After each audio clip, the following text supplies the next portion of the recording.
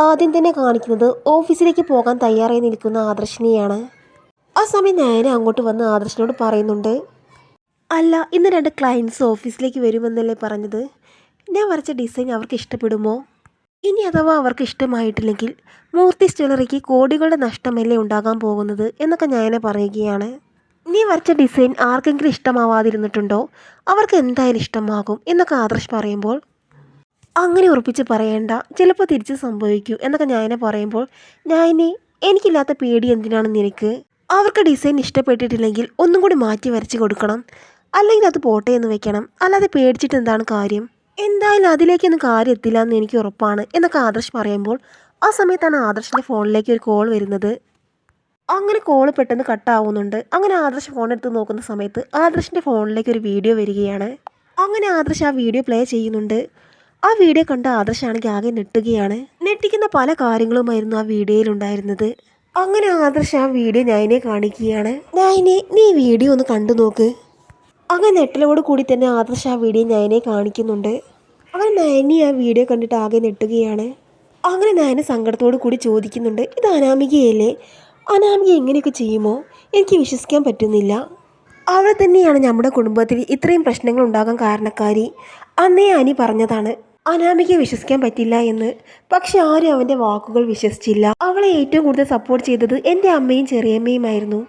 പക്ഷേ എൻ്റെ അമ്മയെ തന്നെ അവൾ കൊല്ലാൻ നോക്കി.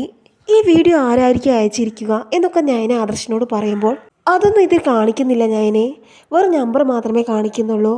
ആദർശേട്ടൻ്റെ ഫോണിലേക്ക് ഈ വീട്ടിൽ ആരോ ആണ് ഈ വീഡിയോ അയച്ചത്. എന്തായാലും നയനെ ഈ വീഡിയോയിലൂടെ അനാമികയുടെ കള്ളത്തരങ്ങളെല്ലാം മനസ്സിലാക്കാൻ പറ്റി. ഈ വീഡിയോ ഇവിടെയുള്ള എല്ലാവർക്കും കാണിച്ചു കൊടുക്കണം, പ്രത്യേകിച്ച് ചെറിയമ്മയാണ് അവളെ ഏറ്റവും കൂടുതൽ സപ്പോർട്ട് ചെയ്തത്. ആദർശേട്ട അത് വേണ്ട, ഇപ്പോൾ ഇതുപോലുള്ള വീഡിയോസ് ഉണ്ടാക്കാൻ വലിയ പ്രയാസമൊന്നുമില്ല. ആരെയും മനഃപൂർവ്വം നമ്മളെ കുറ്റപ്പെടുത്തരുത്. എന്നാലും നയനെ ഇതെങ്ങനെ വിശ്വസിക്കാതിരിക്കാൻ പറ്റൂ?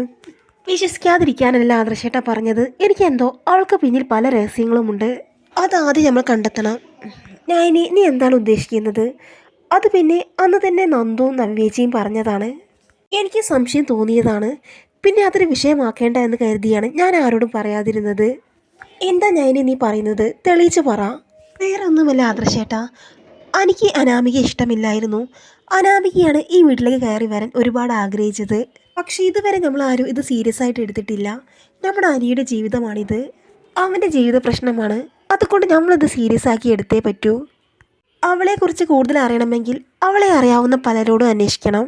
അതെ നയനെ നീ പറഞ്ഞത് ശരിയാണ്. അനാമികയെയും അവളുടെ വീട്ടുകാരെയും കുറിച്ച് കൂടുതലൊന്നും അന്വേഷിക്കാത്തത് കൊണ്ടാണ് നമുക്ക് ഇങ്ങനെയൊക്കെ സംഭവിച്ചത്. അതിൻ്റേതായ എല്ലാ പ്രശ്നങ്ങളും നമ്മൾ അനുഭവിക്കുന്നുണ്ട്. നയനെ അക്കാര്യത്തിൽ നമുക്ക് ഇന്ന് തന്നെ ഒരു തീരുമാനമെടുക്കണം. തൽക്കാലം ഇന്ന് ക്ലയൻസിനെ അബിയും അനിയും കാണട്ടെ. അങ്ങനെ ആ ഡിസൈൻസ് എല്ലാം നയനയും ആദർശും അനിയുടെ കയ്യിൽ ഏൽപ്പിക്കുന്നുണ്ട്. അങ്ങനെ ആദർശും നയനയും അനാമികയുടെ ഡീറ്റെയിൽസ് അന്വേഷിക്കാൻ വേണ്ടി പോവുകയാണ്. അങ്ങനെ ആദ്യം തന്നെ അവർ അന്വേഷിക്കുന്നത് അനാമികയുടെ വീടിന്റെ ചുറ്റുവട്ടത്താണ്. അങ്ങനെ പോകുന്ന വഴിക്ക് നയന പറയുന്നുണ്ട്, ആദർശേട്ടാ ഒന്ന് കാർ നിർത്തിക്കേ. ആ കാണുന്ന കടയുടെ ബാക്കിലായിട്ടാണ് അനാമികയുടെ വീട്. നമുക്ക് എന്തായാലും ഈ കടയിലൊന്ന് അന്വേഷിക്കാം. അവർക്ക് എന്തായാലും അനാമികയെയും അവളുടെ വീട്ടുകാരെയും കുറിച്ച് അറിയാതിരിക്കില്ല. അത് ശരിയാണ്, ആദ്യം ഞാൻ ഈ കാറ് ഒതുക്കട്ടെ. അങ്ങനെ ആദർശ ആ കാറ് കടയുടെ സൈഡിലായിട്ട് നിർത്തുന്നുണ്ട്. അങ്ങനെ നയനി ആദർശം കൂടി ആ കടയിലേക്ക് പോകുന്നുണ്ട്. ആദർശിനെ കണ്ട പാടെ തന്നെ കടക്കാരൻ ചോദിക്കുന്നുണ്ട്, സാർ എന്താണ് വേണ്ടത്? അങ്ങനെ ആദർശ് നയനയോട് പറയുന്നുണ്ട്, നയനെ നമുക്ക് ആദ്യം ഇവിടെ നിന്ന് എന്തെങ്കിലും കുടിച്ചിട്ട് അന്വേഷിക്കുന്നതായിരിക്കും നല്ലത്. ടീയോ കോഫിയോ എന്തെങ്കിലും വേണോ? എനിക്ക് ചായ മതി ആദർശേട്ടാ. അങ്ങനെ കടക്കാരൻ ചായ എടുക്കുന്നതിനിടയിൽ ആദർശ് ചോദിക്കുന്നുണ്ട്, ഏട്ടാ ഈ ഏരിയയിൽ ഒരുപാട് വീടുകളുണ്ടോ? ഈ ഏരിയയിൽ ഒരുപാട് വീടുകളൊന്നുമില്ല സാർ, വളരെ കുറച്ച് വീടുകളേ ഉള്ളൂ എന്നൊക്കെ കടക്കാരൻ പറയുന്നുണ്ട്. വീട്ടിന് ഇവിടെയുള്ള ആളുകളൊക്കെ അറിയുമോ എന്നൊക്കെ ആദർശ് ചോദിക്കുമ്പോൾ, അതെന്ത് ചോദ്യമാണ് സാർ, എല്ലാവരും ഇങ്ങോട്ടല്ലേ ചായ കുടിക്കാൻ വരാറുള്ളത്. ഇവിടെ അടുത്ത് താമസിക്കുന്ന വേണു എന്ന് പറയുന്ന ആളെ ഏട്ടനെ അറിയുമോ എന്നൊക്കെ ആദർശ് ചോദിക്കുകയാണ്. വേണുവോ? ആ തരികിട വേണുവിനെ കുറിച്ചാണ് ചോദിക്കുന്നത് എന്നൊക്കെ കടക്കാരൻ ചോദിക്കുകയാണ്. ആ സമയം നയന ചോദിക്കുകയാണ്, ചേട്ടാ ഈ തരികിട വേണു എന്ന് പറഞ്ഞാൽ ആരാ? അങ്ങനെ കടക്കാരൻ പറയുന്നുണ്ട്, ഈ ഭാഗത്ത് 2 വേണുവുണ്ട്. ഒന്നൊരു തരികിട കളിച്ച് നടക്കുന്ന വേണുവും മറ്റൊരു കോടീശ്വരനായ വേണുവും. അനാമികയുടെ അച്ഛൻ ആ കോടീശ്വരനായിരിക്കുമോ എന്നൊക്കെ നയന പറയുമ്പോൾ, നിങ്ങൾ ഏത് വേണുവിനെ അന്വേഷിച്ച് വന്നതാണ് എന്നൊക്കെ കടക്കാരൻ പറയുന്നുണ്ട്. ആ സമയം ആദർശ് പറയുന്നുണ്ട്, അത് പിന്നെ അയാൾക്കൊരു മോള് മാത്രമേ ഉള്ളൂ, അമ്മയുടെ പേര് രേവതി. ആ സമയം കടക്കാരൻ പറയുന്നുണ്ട്, ഞാൻ പറഞ്ഞത് അയാളെ തന്നെ, ആ തരികിടക്കാരൻ വേണുവിൻ്റെ ഭാര്യയാണ് ആ രേവതി. അവർക്ക് രണ്ടുപേർക്കും തല തെറിച്ചൊരു മകളുണ്ട്. ആട്ടെ, നിങ്ങൾ എന്താണ് അവരെക്കുറിച്ച് അന്വേഷിക്കുന്നത് എന്നൊക്കെ കടക്കാരൻ പറയുകയാണ്. ആ സമയം ആദർശ് പറയുന്നുണ്ട്, ഒരു കാര്യമുണ്ട് ചേട്ടാ, ഞങ്ങൾക്ക് അവരെക്കുറിച്ച് എല്ലാ ഡീറ്റെയിൽസും അറിയണം. ആ സമയം കടക്കാരൻ പറയുന്നുണ്ട്, ഞാൻ അവരെക്കുറിച്ച് പറഞ്ഞ കാര്യങ്ങളൊന്നും ഒരിക്കലും അവരോട് പറയരുത്. ആ വീണു രേവതി ഇവിടെ നിന്ന് ചായ കുടിച്ച് ഒരു 50,000 രൂപ പറ്റാക്കിയിട്ടുണ്ട്. ഇതറിഞ്ഞാൽ അതും കൂടി അവൻ തരാതാകും. അതുകൊണ്ടാണ് ഞാൻ പറയരുതെന്ന് പറഞ്ഞത്. അല്ലാതെ അവനെ ഇവിടെ ആർക്കും പേടിയൊന്നുമില്ല. ഏയ്, ഞങ്ങളിത് ആരോട് പറയാനാ ചേട്ടാ, ഞങ്ങൾ കുറച്ച് മുൻപുള്ള പരിചയക്കാരാണ്, ഇപ്പോൾ ഒരു ബന്ധവുമില്ല എന്നൊക്കെ ആദർശ് പറയുകയാണ്. ആ സമയം നയന പറയുന്നുണ്ട്. അങ്ങനെ നയനയെ ആദർശ് ഒരു സൈഡിലേക്ക് മാറി നിൽക്കുന്നുണ്ട്. ആ സമയം നയന ആദർശിനോട് പറയുകയാണ്, ഇയാൾ പറഞ്ഞത് നമ്മുടെ അനാമിക തന്നെയാണെന്ന് എങ്ങനെയാണ് ഉറപ്പിക്കാൻ പറ്റുക? നയനെ, നിനക്ക് ഇപ്പോൾ സംശയമാണോ? ആ കടക്കാരൻ പറഞ്ഞത് സത്യമാണ്. വേണുവിൻ്റെ ഒരേ ഒരു മോള്, പിന്നെ അവളുടെ അമ്മയുടെ പേര് രേവതി എന്നല്ലേ? എന്നാലും ആദർശേട്ടാ, എനിക്കിത് വിശ്വസിക്കാൻ പറ്റുന്നില്ല. ആ വീണു എന്തൊക്കെ നുണ പറഞ്ഞാണ് അയാളുടെ മോളെ അനന്തപുരിയിലേക്ക് വിവാഹം കഴിപ്പിച്ചയച്ചത്. അത് കേട്ട് നയന പറയുന്നുണ്ട്, എനിക്കിതൊന്നും വിശ്വസിക്കാൻ പറ്റുന്നില്ല. അനാമികയെക്കുറിച്ച് പല സംശയങ്ങളും എനിക്ക് തോന്നിയിരുന്നെങ്കിലും അതൊരിക്കലും സത്യമാകരുത് എന്നായിരുന്നു ഞാൻ പ്രാർത്ഥിച്ചത്. പക്ഷേ സത്യങ്ങളിൽ അനി അറിയുമ്പോൾ അനിയുടെ അവസ്ഥ ആലോചിക്കുമ്പോൾ വല്ലാത്ത വിഷമമുണ്ട്. എന്തായാലും നമുക്ക് കടക്കാരനോട് അനിയുടെയും അനാമികയുടെയും കല്യാണ ഫോട്ടോ ഒന്ന് കാണിച്ചു കൊടുത്താലോ? അങ്ങനെ ആദർശ് ആ കടക്കാരൻ്റെ അടുത്ത് ചെന്ന് ചോദിക്കുന്നുണ്ട്, ചേട്ടാ, ഈ ഫോട്ടോയിൽ കാണുന്ന കുട്ടിയാണോ വേണുവിൻ്റെ മകൾ? അല്ല, നിങ്ങൾ വല്ല പോലീസുകാരുമാണോ എന്നൊക്കെ കടക്കാരൻ സംശയത്തോടു കൂടി ചോദിക്കുന്നുണ്ട്. അതൊന്നുമല്ല ചേട്ടാ, നിങ്ങൾ പറഞ്ഞ ആൾ ഇയാൾ തന്നെയാണോ എന്ന് കൺഫേം ചെയ്യാൻ വേണ്ടി ചോദിച്ചതാണ്. ഇത് തന്നെയാണ് ആ തരികിട വേണുവിൻ്റെ മകൾ. അവളെ ഏതൊരു കോടീശ്വര കുടുംബത്തിലേക്കാണ് വിവാഹം കഴിച്ചത്. ആ വാർത്ത ഈ നാട്ടിലെ എല്ലാവരും അറിഞ്ഞിട്ടുണ്ട്. സത്യം പറയാലോ, ആ വേണു കുടുംബവും ആ കോടീശ്വര കുടുംബത്തെ പറ്റിച്ചിട്ടാണ് അയാളുടെ മോളെ അങ്ങോട്ട് വിവാഹം കഴിച്ചത്. ആ കല്യാണത്തിന് വാങ്ങിക്കൂട്ടിയ പണം ഇപ്പോഴും അവ എനിക്ക് തരാനാണ്. അങ്ങനെ ആദർശ് നയനയും കൃത്യമായ തെളിവുകളോട് കൂടി തന്നെ കാര്യങ്ങളെല്ലാം മനസ്സിലാക്കുകയാണ്. അങ്ങനെ ആദർശ് പറയുന്നുണ്ട്, നയനെ, ഇനി ഇവിടെ നിന്നിട്ട് കാര്യമില്ല, നമുക്ക് വീട്ടിൽ പോകാം. അങ്ങനെ ഇതും പറഞ്ഞ് അവർ രണ്ടുപേരും കാറിൽ കയറുന്നുണ്ട്. അങ്ങനെ ആദർശ് പറയുന്നുണ്ട്, നയനെ, നമ്മൾ അനന്തപുരിയിലേക്കല്ല പോകുന്നത്, ആ അനാമികയുടെ വീട്ടിലേക്കാണ്. അവളുടെ അച്ഛനോടും അമ്മയോടും ചില കാര്യങ്ങൾ എനിക്ക് ചോദിക്കാനുണ്ട്. സത്യങ്ങളെല്ലാം നമ്മൾ മനസ്സിലാക്കി. ഇനി ഇക്കാര്യം അനാമിക മാത്രം അറിഞ്ഞാൽ മതി. കാര്യങ്ങളെല്ലാം നമ്മൾ അറിഞ്ഞു എന്ന് അവൾ അറിഞ്ഞാൽ അവളുടെ സ്വഭാവത്തിന് എന്തെങ്കിലും മാറ്റം ഉണ്ടായാലോ? എന്തു മാറ്റം നയനെ? അവൾ ഒരിക്കലും മാറാൻ പോകുന്നില്ല.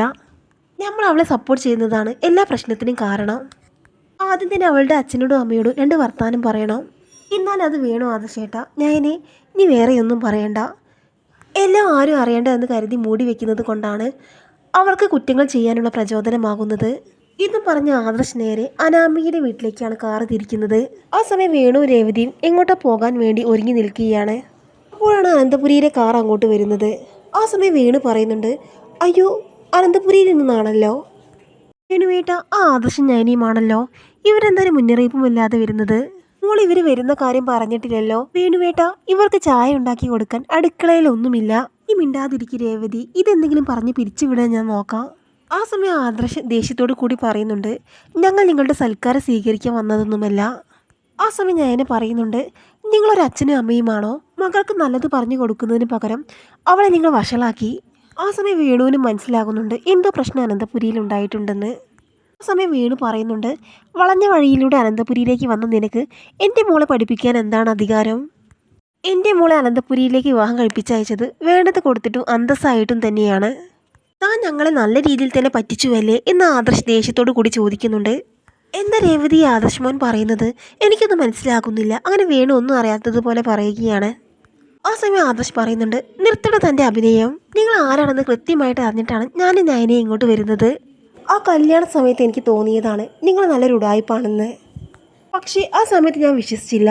അതെൻ്റെ തെറ്റ്. ആ കല്യാണം നടത്തേണ്ടത് എൻ്റെയും കൂടി അത്യാവശ്യമായി പോയി.